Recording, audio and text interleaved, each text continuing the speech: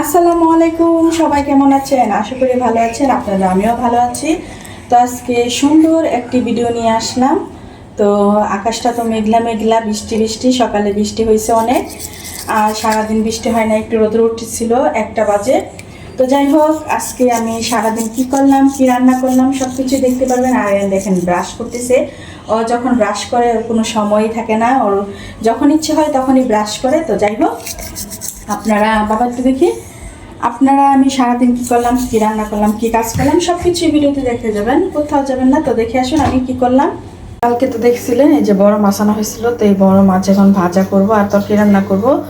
আলবির আব্বু ভাজা খেতে পছন্দ করে, তো ওদের জন্য ভাজা করব আর বাকিটা তরকারি রান্না করব। তো এখন এই যে আমি চুলাতে তেলটা ভালোভাবে গরম হয়েছে,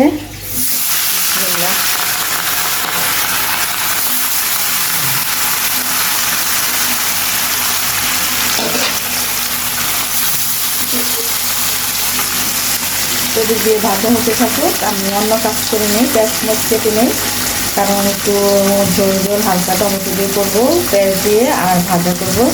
তারপরে পুঁই শাকের তরকারি, তারপর ডাল রয়ে গেছে, গরম দিয়েছি। তো 4টা বড় বড় করে মাছ ভেজেছি আরিয়ানের আব্বুর জন্য, দিদির জন্য, 4 দিনের জন্য 4টা। কারণ আমি তো মাছ ভাজা পছন্দই করি না, খেতে ভালো লাগে না, তো বড় মাছ ভাজা যেহেতু। আর এখানে পেঁয়াজ একটু আর মরিচ ভেজে এটার উপরে দিব। আর এই যে এগুলা কেটে দিয়ে আর মাথা দিয়ে আমি একটু হালকা হালকা ঝোল ঝোল মানে ভুনা ভুনা করবো। এখন আরিয়ানকে ভাত খেতে দেবো ভাত মাজা দিয়ে। তো এই তো এদিক দিয়ে পেঁয়াজগুলা ভেজে নিচ্ছি, একটু হালকা সরষা করবো। এই যে পেটিগুলা ভেজে নিচ্ছি আর কাদা মাছগুলা ভেজে রেখেছি খাওয়ার জন্য। কি বাবা? হ্যাঁ হ্যাঁ হ্যাঁ, কারেন্ট খালি, হ্যাঁ হ্যাঁ হ্যাঁ, কারেন্ট চলে গেছে।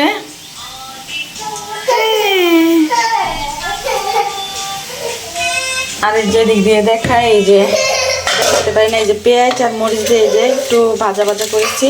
আর এনকে মাছ দিছি, আর এন একটু খায় নাই। কি বাবা? তো এই তো পেঁয়াজ ভাজা হয়ে গেছিল, একটু পানি দিয়ে দিয়েছি যেন মশলাটা পেঁয়াজটা পুড়ে না যায়। তো এই যে সামান্য পরিমাণের হলুদ দিয়ে দিব, আর এই যে 1 চামচের মতো মরিচ দিয়ে দিলাম, আর একটু দিয়ে দিলাম। এদিক থেকে ওই যে বাহিরে পুকুর টুকুর সবই দেখা যায়, আমার জানলা থেকে এই যে পুকুর দেখা যাচ্ছে, সব কিছুই দেখা যায়। পাশের বাড়ি ব্যালকনিও দেখা যায়। তো মশলাটা কষানো হতে থাকুক। আমি লবণ আগে পেঁয়াজের মধ্যে দিয়ে দিয়েছিলাম।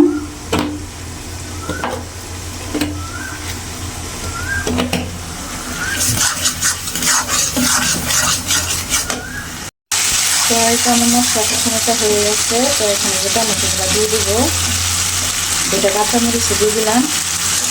পরে মাছ দিয়ে দেবো একটু হালকা ঝোল দিয়ে।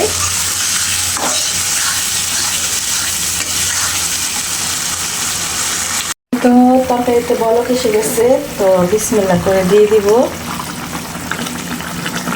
সব পেটে দিয়ে করতেছি আমি, যেহেতু ওরা মাছ খায় না, ভেজে দিয়েছি। তরকারি মাছটা বেশি খেতে চায় না বাচ্চারা।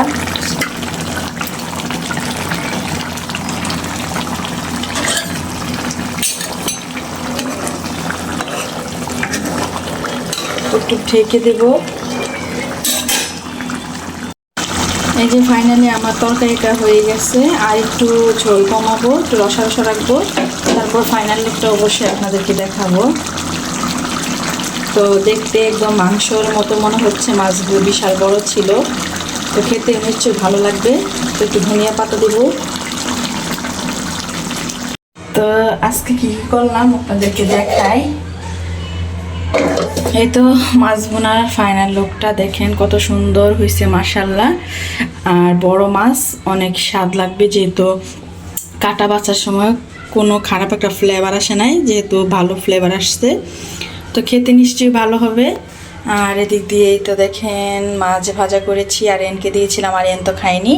তো আজকে গরম ভাত আর মাছ ভোনা আর মাছের ভাজা, আর কিছুই করি নাই, কারণ কালকে শাক ডাল রয়ে গেছে, গরম দিয়েছি, চচ্চড়িও গরম দিয়ে দিয়েছি। এই যে ব্যালকনিতে বসে আছে, আর আমার জামা কাপড়ের অবস্থা দেখেন, পুরা ব্যালকনি জামা কাপড়ে ভরা, 2 ব্যালকনি। তো বাইরে আজকে রৌদ্র উঠেছে, সকাল 6টা থেকে বৃষ্টি হয়েছে 9টা পর্যন্ত। তারপরে এই যে দেখেন রৌদ্র উঠছে, প্রায় 1টার দিকে রৌদ্র উঠছে। আর গরম শুরু হয়ে গেছে, এতদিন তো শান্তিতে ছিলাম, তো গরম শুরু হয়ে গেছে আবার, কিছুই করার নেই, ভাপা একটা গরম লাগতেছে।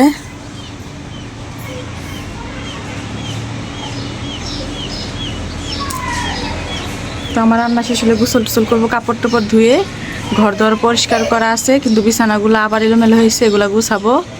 দেখেন কত সুন্দর জাম জাম হয়েছে, এটা অবশ্য আমাদের গাছ না, পাশের বাড়ির মামির গাছ। তো প্রচুর জাম আসে এখানে। আর আমাদের গাছের আমগুলা দেখাই,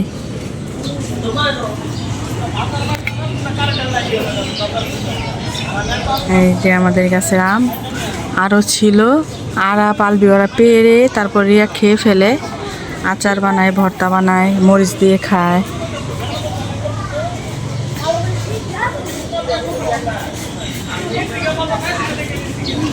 তো আমি আম্মুর ঘরে আসছিলাম।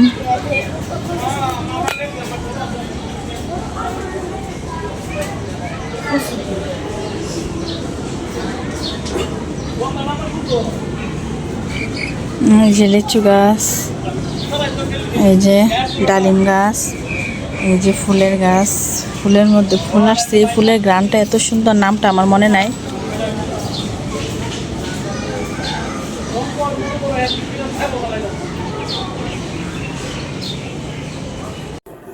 তো সম্পূর্ণ ভিডিওটা দেখার জন্য আপনাদেরকে অসংখ্য ধন্যবাদ। আপনারা ভালো থাকবেন, সুস্থ থাকবেন, অবশ্যই আমাদের জন্য দোয়া করবেন। আর আপনাদের জন্য তো দোয়া থাকবেই, সবসময় দোয়া করি আপনারা যেখানেই থাকেন, যেভাবেই থাকেন, সুস্থ থাকেন, ভালো থাকেন। আর আজকে কি বলবো, তো এই পর্যন্তই। আল্লাহ হাফিজ।